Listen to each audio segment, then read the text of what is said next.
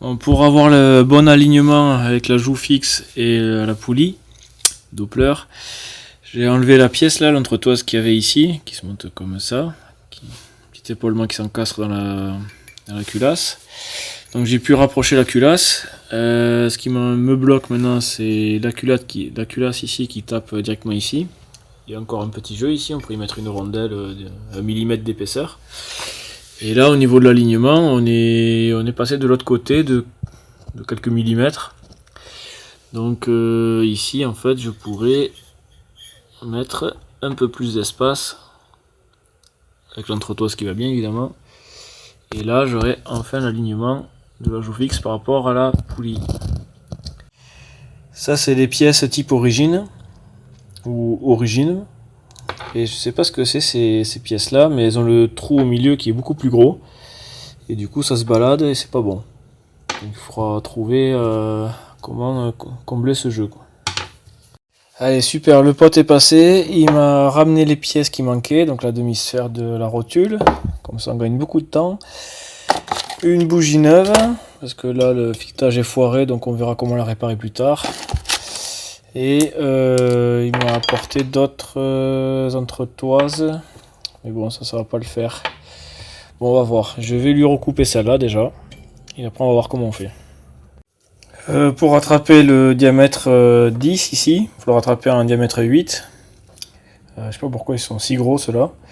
Je suis parti d'une cheville que j'ai repercé un 8 à l'intérieur, vu que c'était diamètre 10 à l'extérieur. J'ai repercé un 8, j'ai coupé du coup. Et maintenant, j'ai du 8 intérieur. Bon, évidemment, je ne peux pas le mettre de ce côté où il y a la tresse de masse, sinon je perds la continuité. Donc je vais la mettre de ce côté-là contre le support moteur, contre le cadre, côté vario. Et du coup, celle-là, je vais pouvoir la couper, l'affiner au plus possible, quitte à remettre des rondelles s'il y a besoin de caler. Bon, je vais couper au plus court possible tout en conservant une petite collerette. Bon, il m'a fallu limer le petit diamètre d'épaulement pour qu'il puisse rentrer dans la culasse. Il n'y a aucune pièce qui va, quoi. Ça serait plus simple avec un tour quand même. Bon, ça suffit toujours pas pour s'aligner, donc je vais enlever de la matière sur la culasse maintenant.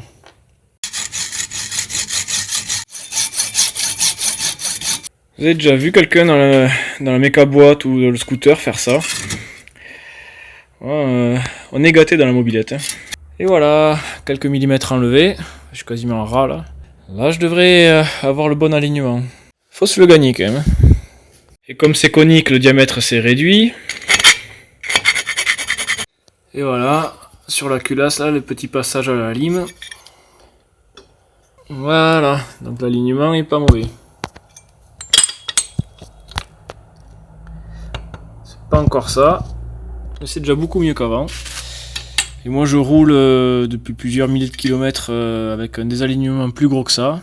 Donc on va garder ça, c'est très bien. Allez, on passe à autre chose, on a assez perdu de temps. Au passage, la couleur de la bougie est pas trop mal, un peu foncée, mais pas trop mal. Pourtant j'ai quand même des gros trous à la carburation. Ou alors à l'allumage, vu comme c'était monté. Écartement de l'électrode de bougie à 0,4. Sur la demi-lune, là j'aime bien y faire deux mets plats là. C'est vite fait à faire, c'est tout petit. Et comme ça avec une clé de 11, c'est nickel.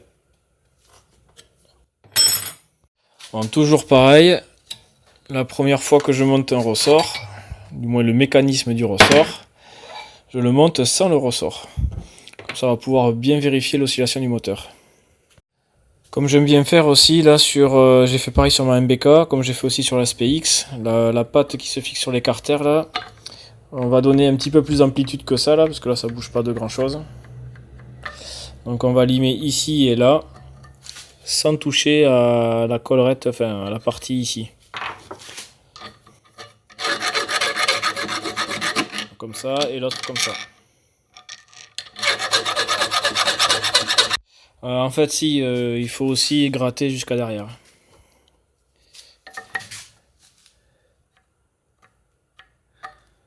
Faut vraiment tout enlever là.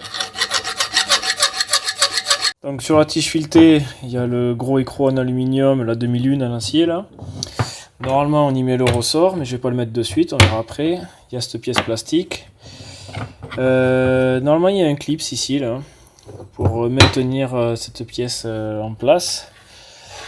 Il n'a pas, donc on va mettre une rondelle à la place, c'est pas grave. Mettre une rondelle là, et on va mettre l'écrou ici. Normalement tout ça c'est plaqué par le ressort. J'ai mis une grosse rondelle M8 pour pas que la pâte noire puisse sortir. Et donc à l'arrière c'est juste ça qui est posé sur la demi-lune et qui oscille. Et comme on peut le voir ici, ça vient buter d'un côté et de l'autre. Donc là il faudra gratter ici à la lime, là et là. Et cette fois-ci c'est bien ici là qu'il ne faut pas toucher au diamètre là, à l'arête vive qui fait contact avec la demi-sphère. Il faut juste gratter en biais cette partie là, en haut et en bas. Il ne faut pas se tromper de côté, hein. C'est cette arête côté intérieur qu'il ne faut pas toucher. Donc c'est à l'extérieur qu'il faut usiner. Et donc là j'ai bien plus d'amplitude que tout à l'heure. Du coup en montant le ressort moteur, je me rends compte que cette ailette ici là, de la culasse, elle touche le cadre à ce niveau là. Donc j'ai pas encore la courroie tendue, que je touche déjà en haut, je suis embuté. Ça c'est le fait de l'avoir décalé vraiment vers le vario. Donc maintenant il faut que je gratte la petite ailette. C'est quand tu payes la culasse Bidalo 120 € neuve et que tu dois la massacrer dans tous les sens comme ça va faire chier quand même, hein.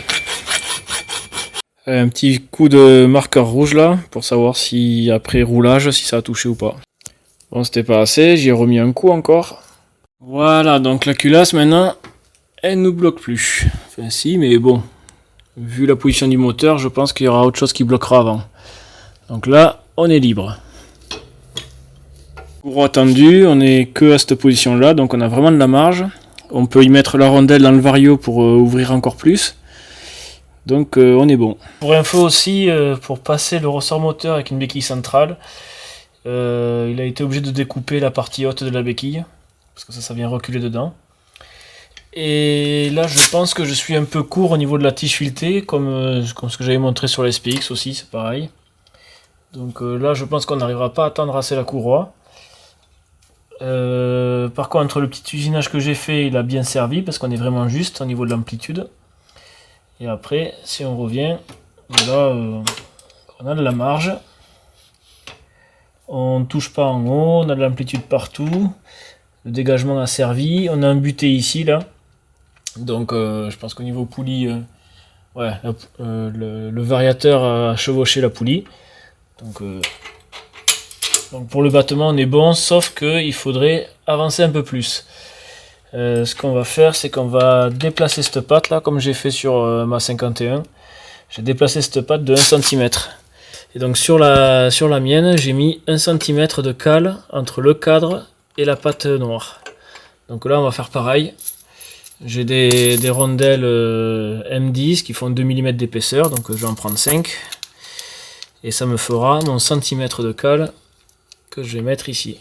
Donc voilà, je viens de mettre les 5 rondelles M10 en haut et en bas. Donc ça a déporté la fixation, l'appui de la sphère de 1 cm vers l'avant. Donc là, je vais pouvoir tendre un peu plus la courroie. Donc là, automatiquement, le moteur il recule un peu plus. Et après, j'ai la butée ici qui se fait entre cette patte et là. Et de l'autre côté, le variateur touche presque la poulie, donc c'est pas dérangeant. Au contraire, ça fait une butée de sécurité. Donc on va essayer comme ça.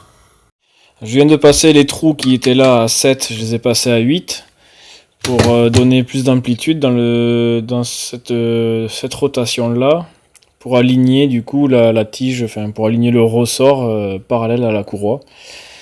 Puisqu'on a bien décalé l'avant du moteur, le ressort il tire de travers maintenant. Donc ça, on va pouvoir le pivoter un peu et on va trafiquer un peu la partie de devant aussi. Donc comme sur ma MBK, le fait de mettre une cale de 1 cm ici, Ça permet de tendre un peu plus la courroie au démarrage. Ici on a la patte qui vient buter contre la vis. Quand on a un buté ici, le moteur donc ne peut plus aller vers l'arrière. Et c'est pas gênant. Puisqu'on est à un petit centimètre là de... même pas 5 mm de la poulie. Et donc pour la full plage, on est large. Donc là, je ferme complètement j'ouvre complètement le variateur. La joue mobile en butée sur la joue fixe. Et je tire le moteur en avant. Donc là, on est encore bon, quoi. Voilà, la courroie n'est pas encore tendue. On devrait avoir 1 cm en fonctionnement. Et on a encore le petit battement avant de buter sur la vis. Donc c'est parfait. On a la butée mécanique pour pas que le moteur vienne jamais toucher la poulie. Et on a quand même la tension de courroie au maximum de la plage. Par contre, quand j'arrive en butée au niveau de la longueur de tige du ressort moteur, la courroie est à peine tendue. Donc là on est encore trop court. On pourrait caler encore plus la patte derrière. Je vais rajouter des rondelles, vu qu'on avait de la marge de ce côté là. Pour pouvoir tendre la courroie un peu plus au démarrage. Donc j'ai rajouté 2 rondelles de plus. J'ai l'impression que celle-là fait 2,5. Donc je serai à 14,5 d'épaisseur de calage. Bon en fait non, je viens de mesurer, il y a 13 mm d'empilage. Je pense que les rondelles font un peu moins de 2 mm et donc le tout cumulé. Donc là l'empilage de chacun ça fait 13 mm. Donc là quand on a un buté ici, du coup forcément on est un peu plus juste pour la pleine plage, mais ça fonctionne quand même. Je viens de le vérifier.